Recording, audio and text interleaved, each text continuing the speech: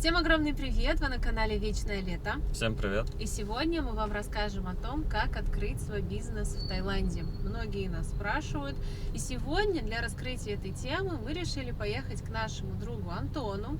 Вы его уже видели в наших видео.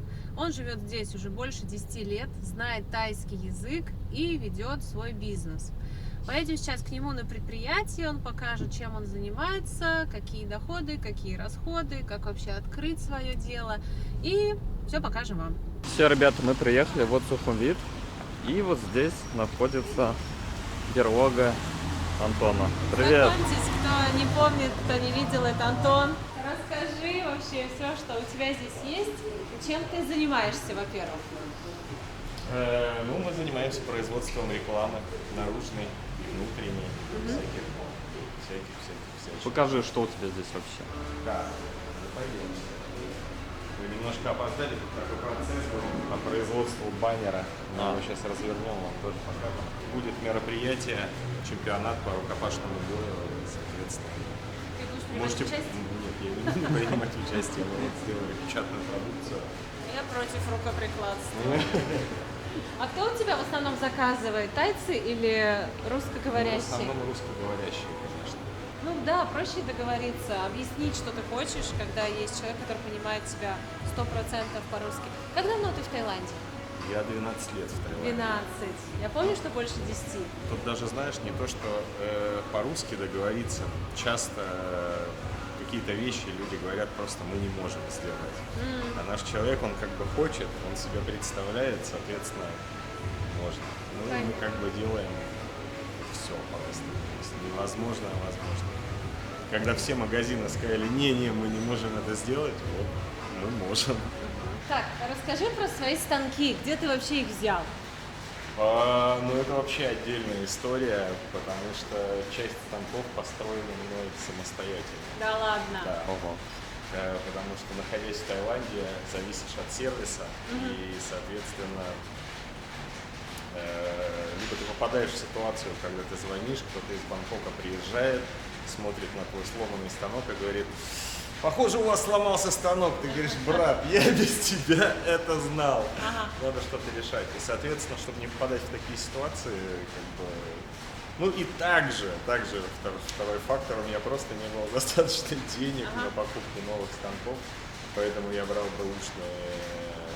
бэушную основу и заказывал в Китае всю начинку и просто перетряхивал это все. Молодец. И, соответственно, я никогда не попадаю в ситуацию, когда я не знаю, что случилось, почему что-то не работает. То есть всегда я понимаю, что сломалось, что пошло не так. Потому что ты сам это все заказывал, собирал. Естественно. То есть Ну покажи. понимание процесса. Что это вообще такое? Вот я не знаю ничего из того, что это такое. Такое я видела в строительном магазине, он линолеум нарезает. Нет, он печатает, вот, например, по стикеру, чтобы сделать наклейки на витрину, например, или на машину, или на продукцию, на какую-то вот логотип или состав. Одно время очень много заказывали, когда в России ввели вот эту сертификацию, какие-то QR-коды обязательно надо было наклеивать, и РСТ, чтобы было написано. И вот это массово прям. А заказывают только те, кто в Паттайе, да? Нет, заказывают, как правило, вообще со всего Таиланда. Также вот был у нас опыт, мы печатали для СТС, они снимали «Остров сокровищ», по-моему, это называлось, с Димой Масленниковым ведущим. Они снимали вот в районе Пхукета.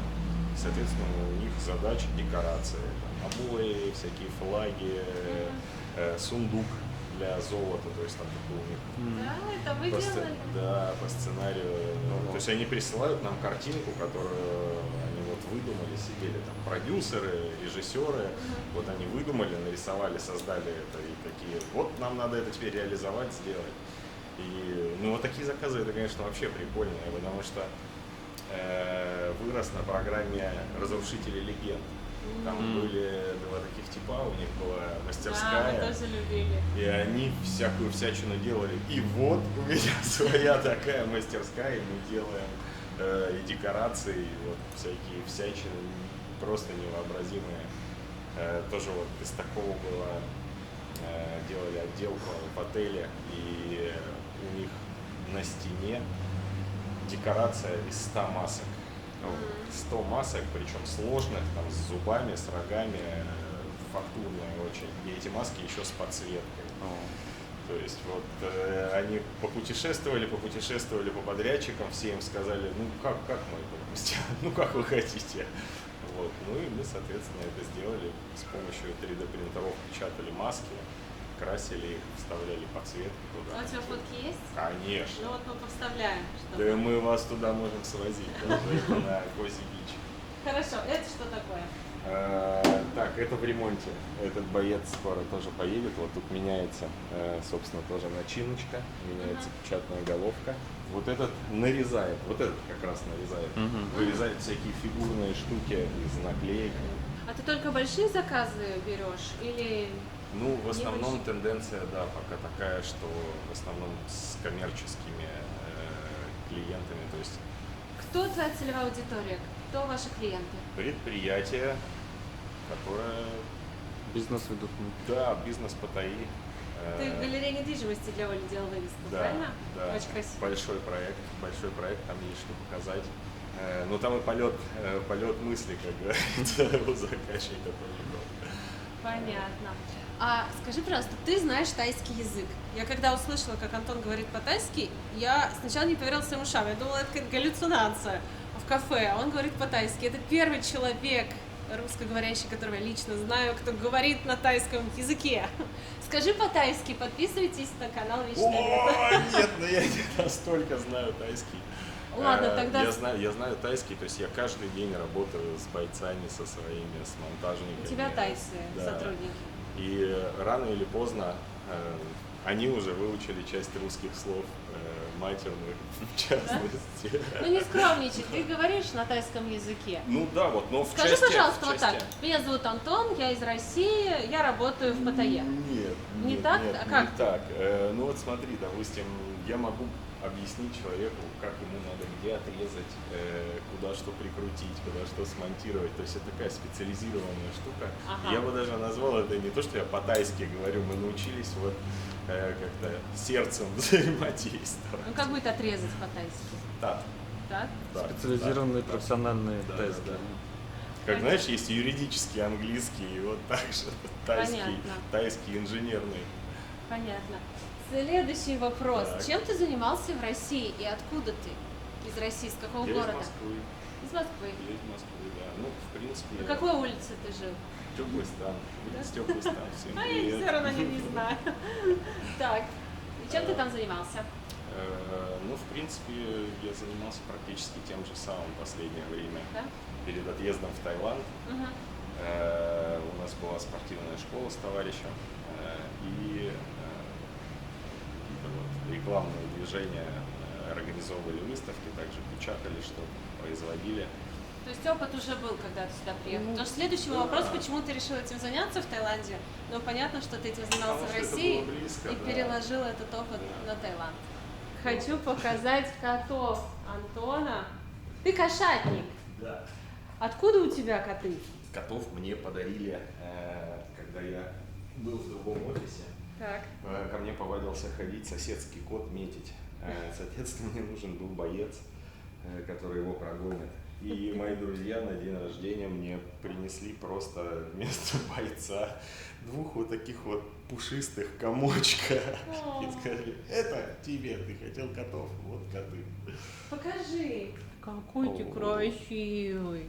А я когда выкладывала в наш телеграм-канал короткое видео с этими котами, вас ругали за то, что вы их постригли. Расскажи, почему вы их постригли. Им жарко.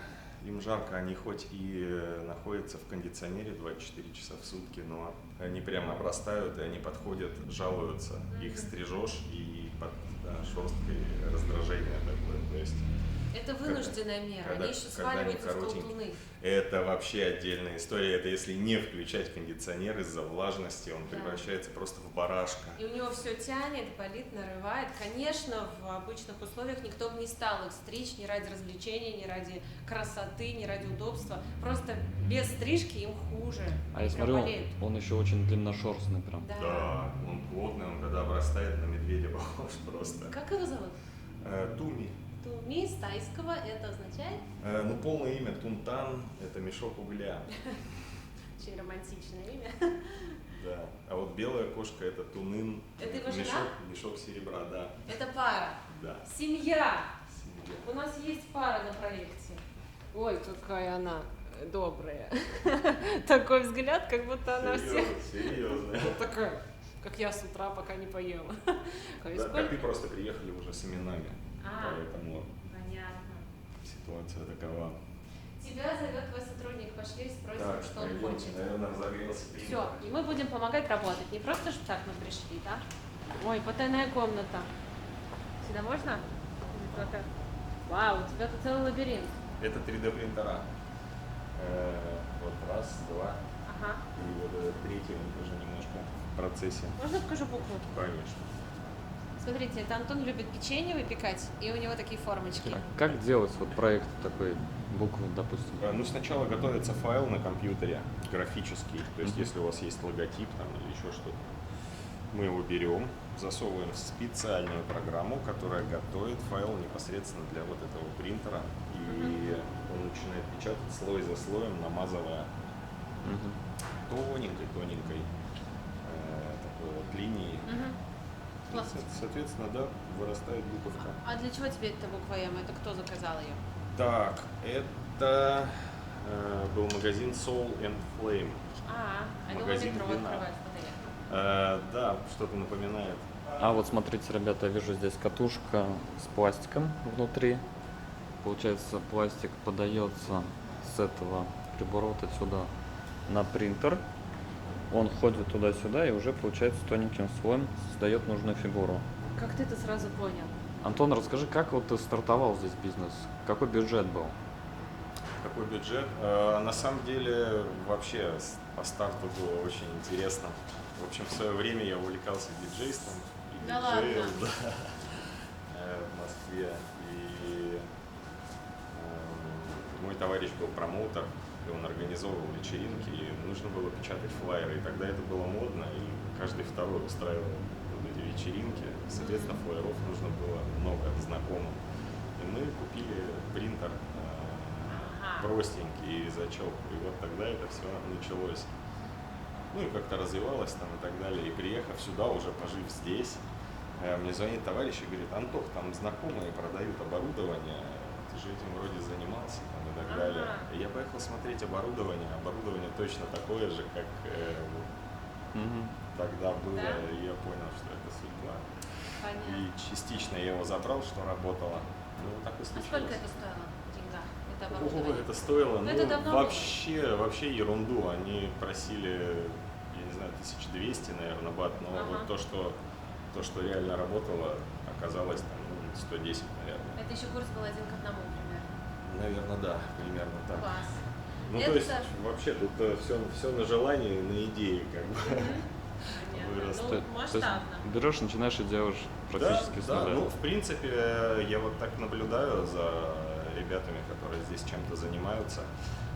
Чаще всего, если люди приезжают здесь зарабатывать, Мгм. то все это заканчивается через сезон или через два. Если люди приезжают заниматься своим делом, то есть он повар, и он делает свою какую-то супер кухню и живет этим, то все всегда у него будет круто. А если как бы вот коммерцию здесь выжимать пытаться, ну, здесь так не работает, к сожалению.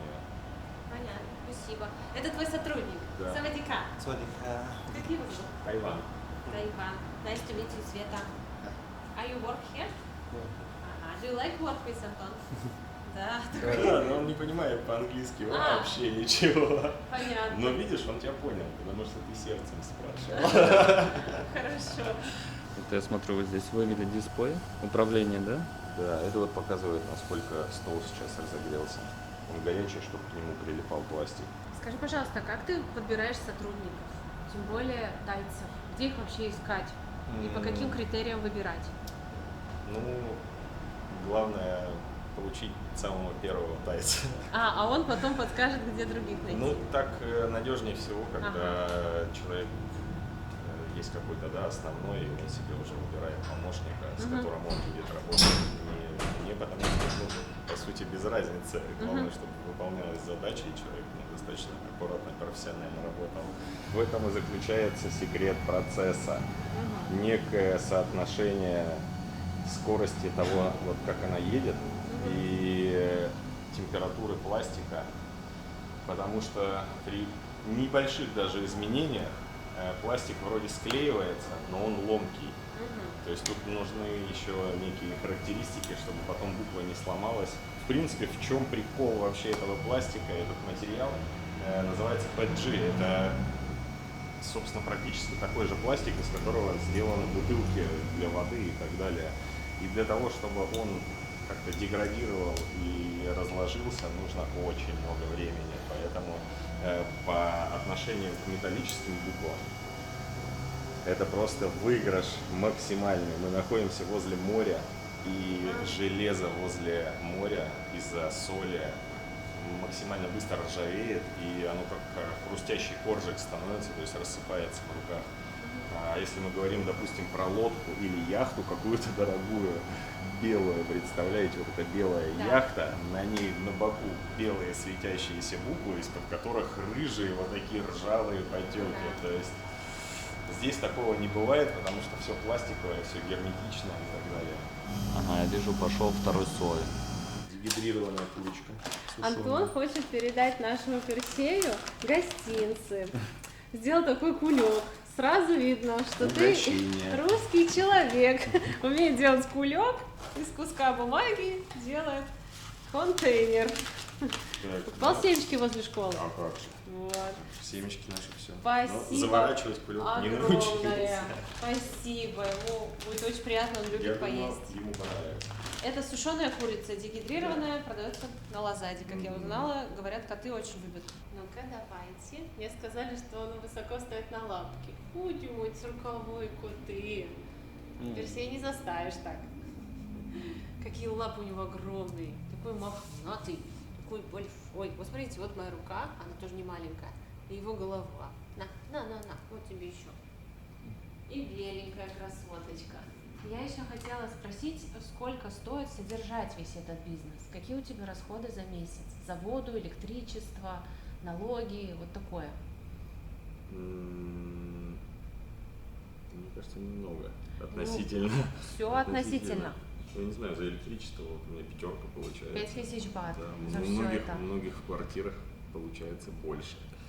У меня, я напомню, производство, то есть мы режем постоянно что-то. Кондиционер у тебя тут круглый. Кондиционер круглые сутки работает у котов, поэтому Понятно. я не знаю. По воде, вода. Вода вот как раз 385 бат. Это за месяц. Да. Если не будешь платить, сразу отключат. Да, и электричество, и сейчас вот счетчики электронные, он даже не приезжает. Человек хочет переехать в Таиланд, открыть Да. здесь бизнес, Да. но боится. Думает, что это страшно, как Страшно. вообще открывать. Вот я хочу узнать из первых уст правду, насколько это сложно, страшно и тяжело, и с юридической точки зрения много ли волокит. С юридической точки зрения вообще волокиты никакой. То А есть что для этого ждет? Куда идти? Вот я хочу открыть бизнес, куда мне пойти? В к какой? юристу, К юристу. конечно же. К юристу. русскоговорящему можно или к тайскому надо? У меня тайско-говорящая юристка, вот у нас по соседству как раз офис ее. Ну, если кто-то захочет открыть, ты можешь поделиться контактами этого Конечно, тайского юриста. конечно. Так, дальше. И бежим к юристу, сдаем документы. Какие? Документы, нужен договор аренды. Мгм. То есть определенно у нас есть уже помещение какое-то, где мы это все будем. На год его надо производить. как договор? Да, годовой договор. Ну, соответственно, если мы понимаем, что место хорошее, надо же желательно на подольше. У сразу тебя это заключать. помещение в аренде? Да. Сколько стоит? Секретные. Хорошо, если секретная информация, ничего страшного. Ну вот, к примеру, такое помещение такого плана в таком районе, сколько будет стоить в аренду? 100 квадратных метров помещения примерно. 100 квадратных метров помещения. Я не знаю, 1050, наверное. 50 тысяч бат в месяц, Ну, хорошая локация. разные, настолько вот разные Я цены понимаю, я просто, и чтобы локации. примерно люди А вот, понимали. вот для примера, будочка там, я не знаю, 1,5 метра на метр, Так. то есть мы понимаем, что это меньше туалета просто на какой-нибудь второй улице под экскурсии Ага. будет стоить тот же полтинник, понимаешь? Как и 100 квадратных Абсолютно. метров. Или 30 может стоить, или вот вообще сколько хочешь. И еще могут попросить за это кеймани, то есть чтобы Что такое? чтобы разрешить тебе снимать за полтинник, ты должна заплатить еще, допустим, 300 или 500 000, и только после этого это невозвратные деньги. Я поняла. Вот. Как бы, то есть тут аренда, а можно найти вообще просто землю, кусок земли за 5000 бат, и это будет не 100 квадратов, а, я не знаю, 1000 квадратов. Ну, то есть зависит от локации. От стольких многих факторов зависит. Есть некоторые объекты, я вот искал, когда себе помещение, элементарно стоит земля. И она стоит возле моего старого офиса, и то есть я наблюдаю за ней вот все время, что я нахожусь в этом офисе. Там ничего не происходит, все бурьяном поросло. Звоню человеку, говорю, сколько вы хотите. Он говорит, я хочу 5 миллионов в год. Вот Ба. я как бы, а почему, за что? Может, у него там, я не знаю, там нефтедобывающая Я тоже об этом подумала. скважина или золотой прииск, но об этом нигде не указано. Ну, в общем, вот такие варианты. То есть может стоять недвижимость, вот просто. Как И бы пусть лучше стоит, да, чем... они придумали себе цену, да, за которую они хотят ее сдать, и им без разницы, что она будет стоять 10 лет, собственно, без Понятно. сдачи. Понятно, значит, мы несем договор аренды, свой паспорт заграничный Да. какой-нибудь. И деньги. И деньги. Да. И сколько стоит открыть компанию? Я думаю, что в среднем все обойдется 1100. Мгм. 100 тысяч. И тебе Да, дается за это 120, может быть. рабочая И виза? то это не все сразу, то есть у вас там будут этапы, когда вам сделают сначала визу 3-месячную, Ага, вот так. потом, то есть там, грубо говоря, кратно 25 тысячам будут взносы. Вот. Но в Понятно. целом, вот И у так. тебя потом будет рабочая виза. Да. И главное, что можно работать спокойно нанимать тайцев, спокойно самому выехать к клиенту там, и так далее, пообщаться. Понятно. И ты с этой визой можешь спокойно выезжать из Таиланда, Да. въезжать сколько угодно Да. раз. Да. Не надо никакие разрешения брать на въезд-выезд. Все, поняла. А по Ну, налогам?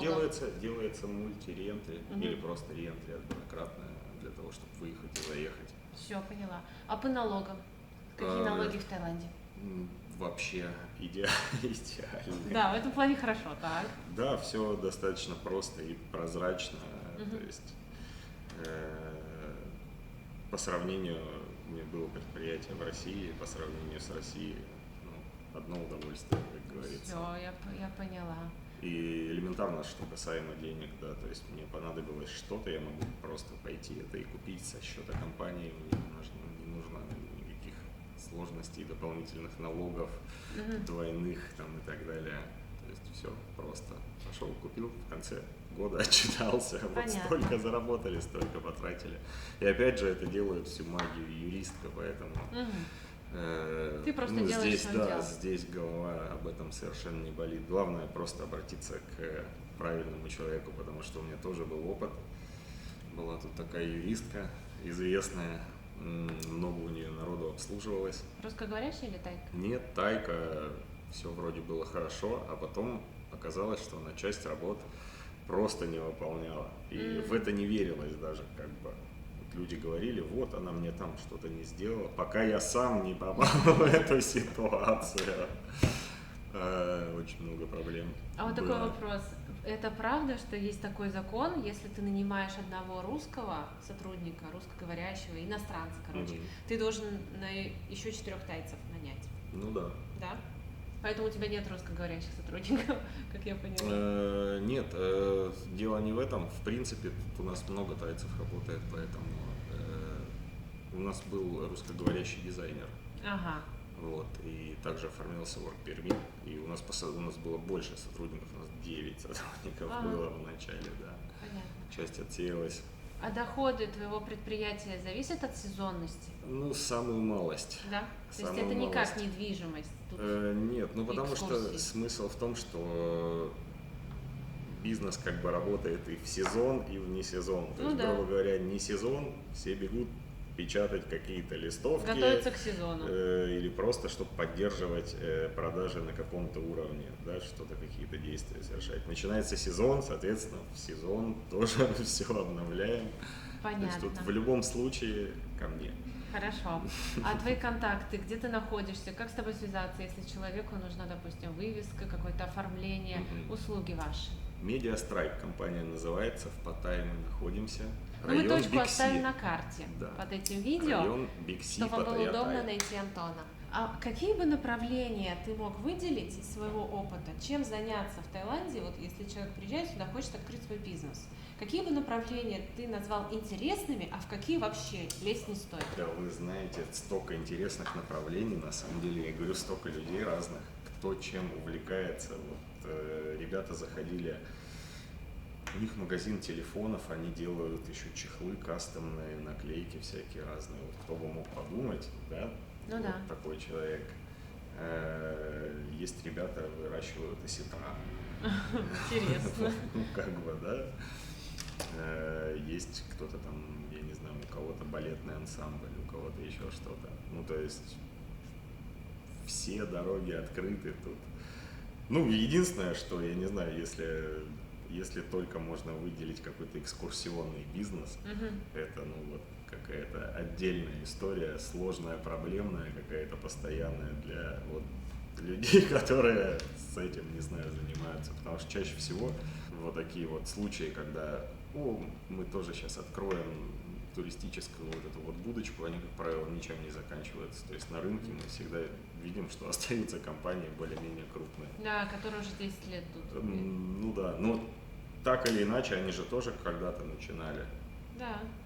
Вот. И какое-то было положение на рынке. Тоже какие-то были крупные игроки, они когда-то тоже вышли и начали делать дело. Просто тут я говорю, дело не в, так сказать, экономической даже составляющей, а вот насколько вообще нужно это людям. Если это нужно, это будет работать 100%. Как давно ты был в России? В России я был, наверное, один раз через год после того, как я переехал. У нас остался еще клиент, они производят тяжелую технику и бульдозеры, всякие разные экскаваторы. И вот мы их выставляли в Крокус Экспо. По работе ездить. Да, и то есть я прилетел на неделю, на 5 дней. И, собственно, я когда улетал, я вообще так рад был. Я вспомнил, почему я уезжал. То есть не скучаешь по дому? Нет, как-то суетно, там все вот такое, я не знаю, выходишь из аэропорта, все такие потрясающие, все духами пахнет прям. Не знаю, здесь попроще как-то. Одел рваные шорты, шлепки и пошел. Ты себя здесь ощущаешь уже как дома? Да, в принципе. Мама твоя сюда в гости приезжает? Да. Мы познакомились, чудесная женщина. Если смотрите, привет вам большой. Спасибо, пошли печатать фотографию. Она тебя обожает. Мы выбрали фотографию, которую будем печатать. Сейчас будем запускать процесс печати. Бывает такое, что он ломается? Ну, минимально, я говорю, потому что все сделано с душой. Ага. Так, пошла печать, но сейчас мы будем делать тесты, да? Проверку цвета. Мне кажется, я бы розового накинул бы. Теперь запустили печать сразу 3 фотографий. Давайте посмотрим, что у нас здесь с процессом печати. Дело не быстрое, но, ребятушки, вы представьте себе, что в противном случае вот это все надо сделать ручками. Ой, да. То есть мы берем полосочку, грубо говоря, шириной 4 сантиметра и начинаем ее изгибать. Нам повезло, у нас прямые шрифты. Китайцы придумали этот принтер неспроста. У них очень сложные шрифты. Представьте себе, как сложно загнуть стенку какого-то китайского иероглифа. Или тайского. И опять же, это несложно сделать, когда у нас метровая буква, и очень сложно сделать, когда у нас буква 15-20 сантиметров. Ну, идеально, ребят, смотрите, какая красота получилась. Все нарезали. Сейчас мы это скрутим в рулончик. И потом, может быть, натянуть или в рамочку. Посмотрите, нам дали еще вот такие файлы. Сейчас все красивенько упакуем. Антон, спасибо тебе большое, Конечно, что показал. пожалуйста. Мы желаем Приходите тебе еще. успехов. Если кому-то нужна печать, оформление вывесок, то обращайтесь к Антону. Все его контакты мы оставим внизу в описании под этим видео. Мы приехали в Централ фестиваль и зашли в поп-арт посмотреть, что тут новенького. Коллекция «Звездные войны» распродана, все, ее нет, а мы хотели взять. Но появилась новая, очень классная коллекция «Барби». Это то, о чем я Саше говорила месяца 3 назад. Я говорю, почему бы мне сделать Барби? Как было бы здорово открывать секретный бокс и думать, какая же красотка тебе попадется. Вот эти у нас куколки могут попасться и секретная внутри. Насколько я помню по наклейкам из детства Барби, она в свадебном платье, белом, очень красивая, очень редкая. Вот такая красота. Вот видите, коллекция Star Wars, Sold Out. А мы хотели, чтобы попался Дарт Вейдер. Да, любой, это в принципе все красивенькие. Даже вот это? Да. Еще есть вот такие классные коллекции из аниме. Push Hour. Вот такие, получается, девочки. И вот такие. Мне нравится рокерская девчонка. И вот эта зимняя со снежинкой. Еще красивая коллекция Белоснежка. Спанч Боб. Мне тоже нравится. И вот такие персонажи диснеевских мультиков. О, смотри, кто здесь? Винни-Пух. В каждой коробочке кусочек новогоднего поезда. Вот так цепляете, и можно собрать всю новогоднюю коллекцию. На ужин мы пришли в заведение, про которое мне Саша рассказывал с таким энтузиазмом. Он говорил, мы должны туда пойти, я такое место нашел. А все потому, что у этого заведения есть звезда Мишлен. Знакомьтесь, вот так оно выглядит. Называется что-то на тайском Beef and Pork Noodle. Звезду Мишлен они получили в 2022 году и в 2023. Это очень круто, потому что несколько лет подряд они подтверждают этот статус. И я предлагаю что-нибудь взять. Как круто, что здесь, в ПТЕ, вы за 100 бат, смотрите, блюдо стоит 100 бат, 130 бат, 115, можете попробовать еду Мишлен. Что возьмем? Самое дорогое. Савадика. Мы посоветовались и нам порекомендовали заказать блюдо номер 1 и номер 2. Первое стоит 170, второе 130.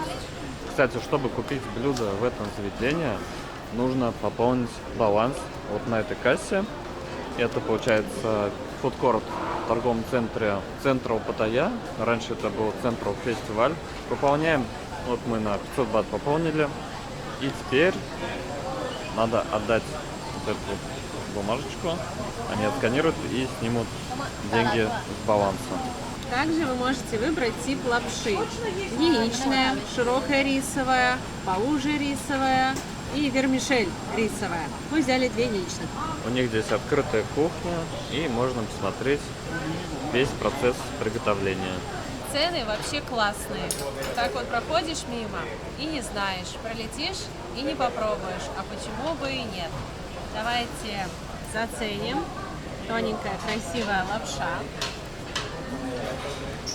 Это получается, я думаю, в разделе уличная еда, потому что есть раздел ресторана, а это фудкорт.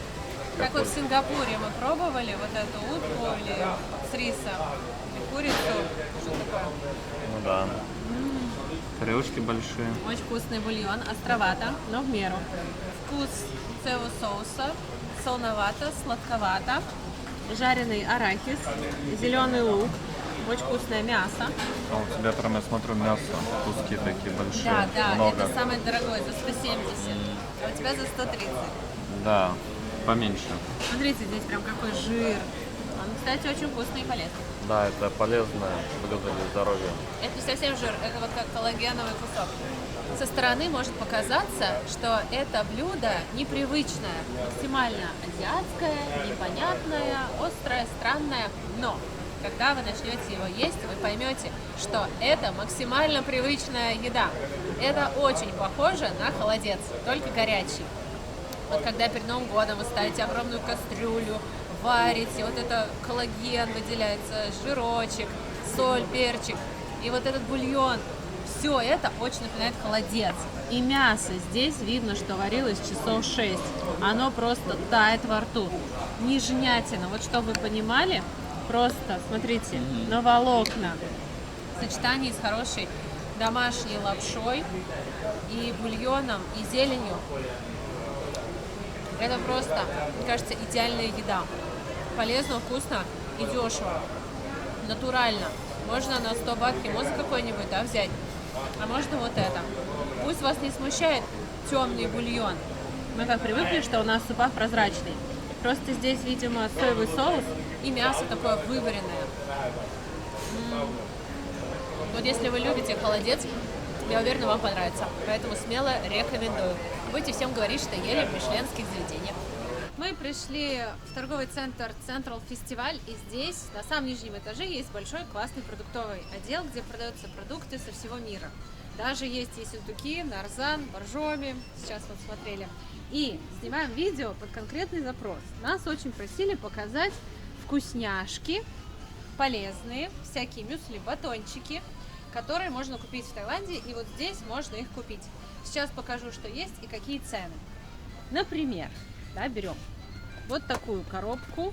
Здесь батончики, орехи, изюм, сухофрукты другие. Один такой батончик 59. Дороже, чем у нас, но Они есть. они есть. Вот протеиновый батончик с низким содержанием сахара. Какой-то фирменный, вот со вкусом орео. Вот протеин бар 95 бат. Вот такое печенье 159 бат. Ну тоже, смотрите, разный, в общем, выбор реально огромный. Самые недорогие, вот смотрите, по 10 бат. Вот Мгм. такие вот. Это местные. Какие-то они даже в цену продают. Вот 39 бат. А вот если хотите фильдеперсовые, вот такие, да, например, уже 71 бат. Вот эти вообще крутые, 150. Вот эти вообще 100. Пусто, разобрали. Ага. 190 бат. Это вафелька протеиновая.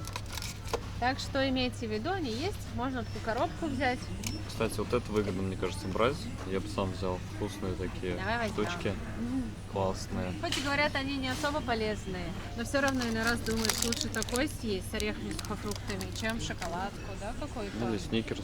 Или сникерс. Вот смотри, есть эти. А сникерсы ж тоже орехи. Мгм. Смотри, классно в шоколаде эти семечки. Да, классно. Но я уже выбрала, что О, возьму. надбар, смотри, какой классный.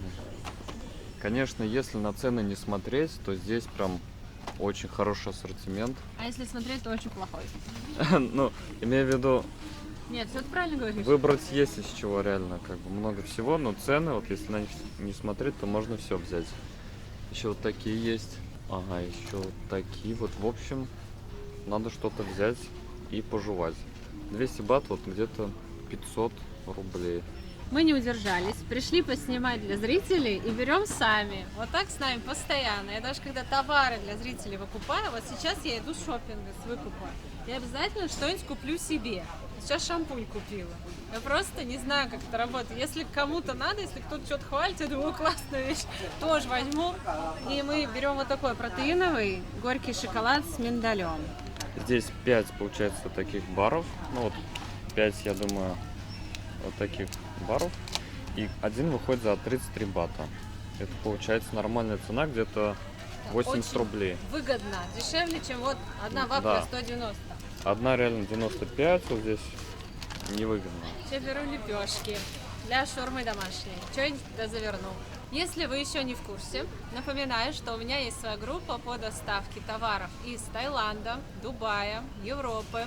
Мы доставляем как люкс, так и масс-маркет. Если вам что-то нужно, переходите по ссылке или сканируйте вот этот QR-код.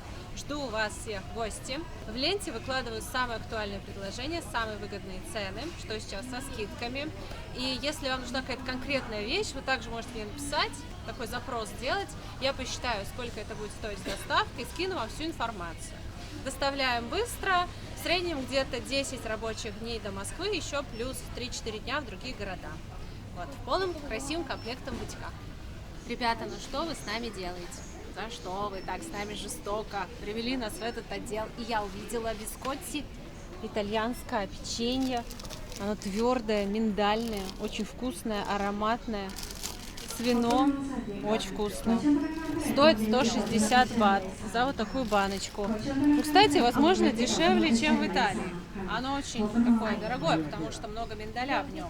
О, ребята, помимо протеин-баров, здесь есть еще и протеин-бред. 285 бат стоит протеиновый хлеб. Вы видели где-нибудь такое? А здесь У вот нас такой продается. за 1000 рублей можно здесь купить.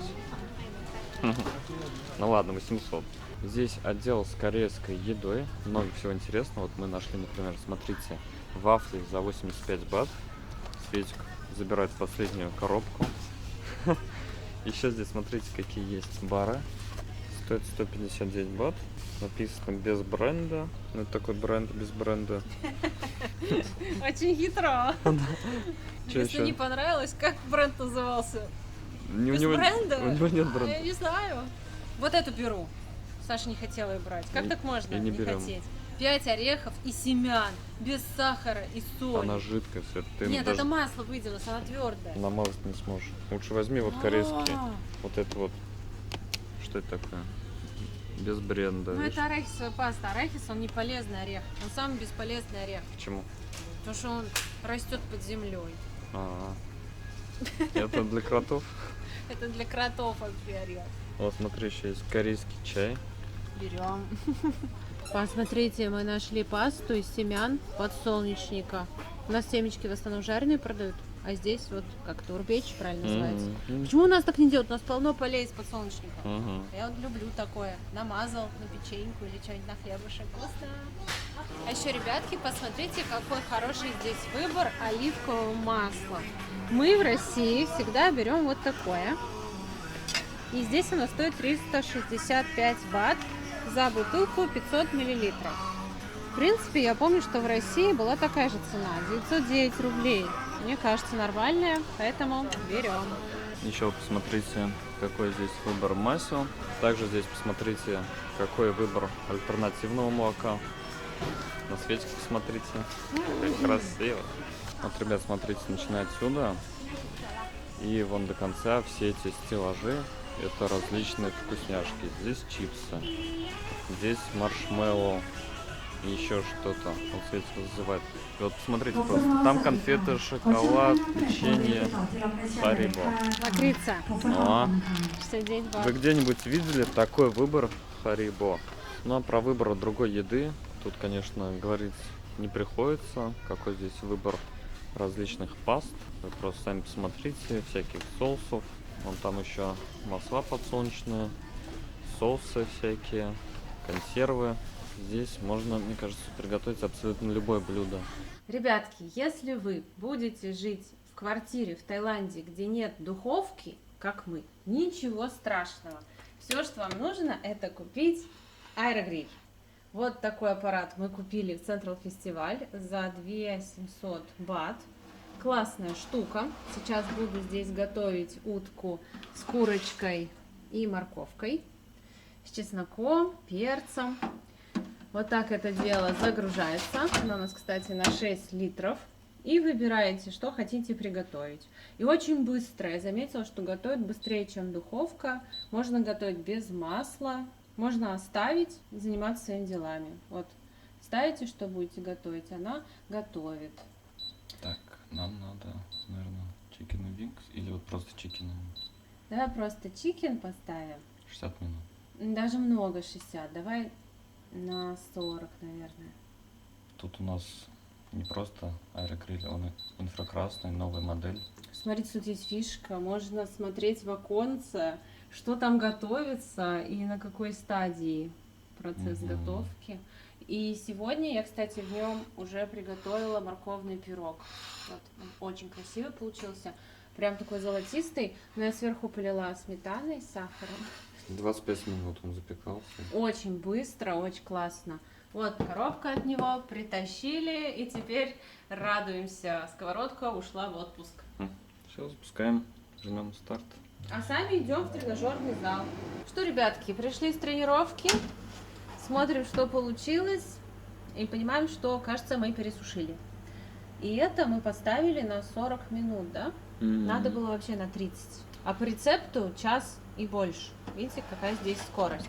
Но все равно выглядит аппетитно. И давайте попробуем разрезать. Посмотрим, какой он внутри. Ой, чего тут только нет.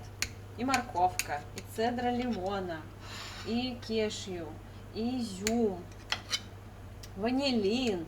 Даже разрыхлитель нашла. Вот сейчас я вам покажу. Да. И даже сахар из пальмины. Смотрите. Красиво? Да. Ну, а еще сверху сметана. Тоже с вот этим сахаром пальмина. Я не верю, что получится. Ну вот. Все получилось. Прям, смотрите, красота. Мы еще купили оливковое масло хорошее в центре фестиваля. Ну, что скажете? Согласитесь, даже подсушено и все равно очень красиво. Мы полили жирком и получилось прям бомба. Ну, все, пробуй картошку, очень вкусная. Сейчас попробовали мясо. Ребята, это нереально вкусно. Мы не пересушили. Вот казалось, то, что пересушили, но когда полили маслом, мясо сверху стало таким уже сочным.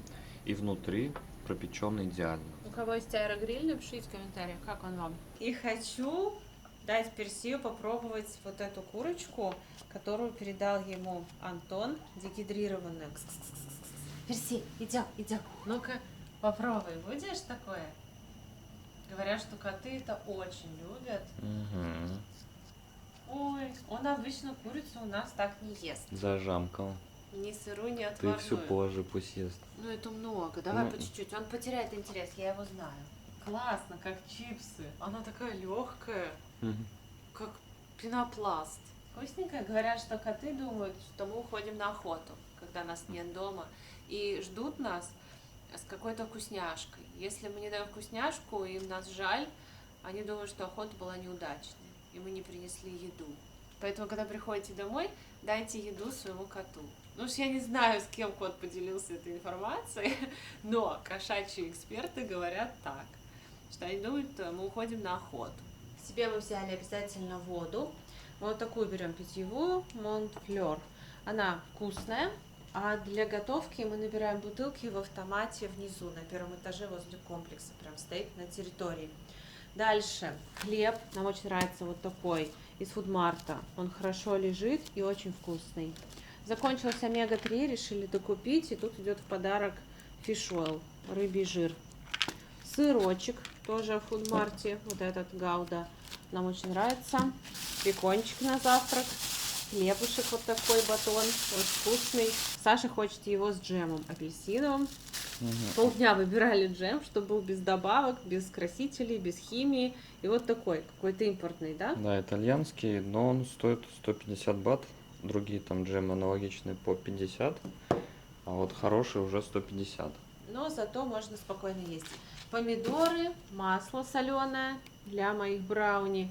Еще помидоры, рис, печенье, харибо. Нам так нравится смотреть сериалы, есть мармеладки.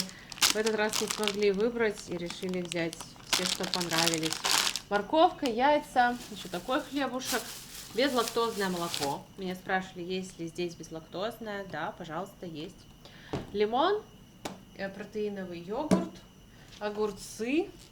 И еще девчачьи радости. Были в Заре.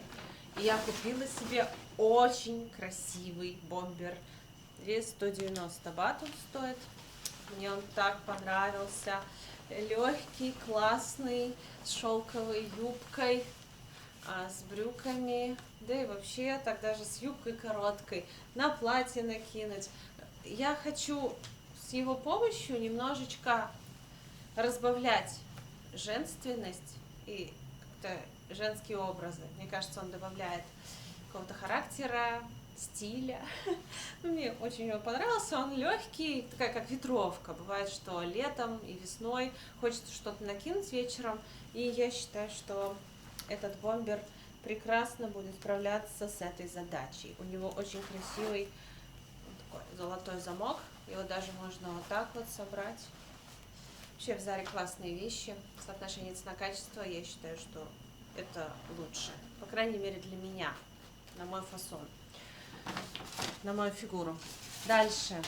В H&M взяла футболку. Саша мне ее нашел. Говорит, смотри, какая классная. Нью-Йорк. 1990, твой год рождения, ты же мечтаешь в Нью-Йорк поехать на Рождество. Да, после фильма «Один дома» у меня давнишняя мечта, но пока она не осуществилась. Вот буду носить футболку, может она осуществится. Смотрите, как красиво. И она со скидкой 40% была.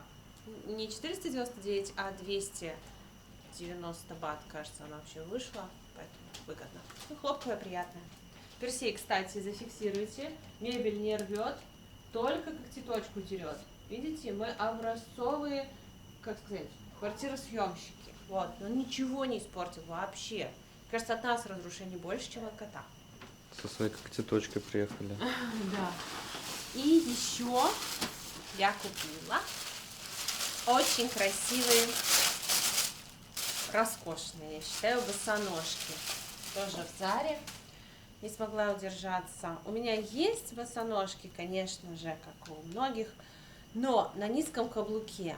А вот такие идеальные, вечерние, но в то же время строгие, элегантные, у меня таких нет. Чтобы они прям вот чисто ремешки. Где-то даже дерзкие. Да.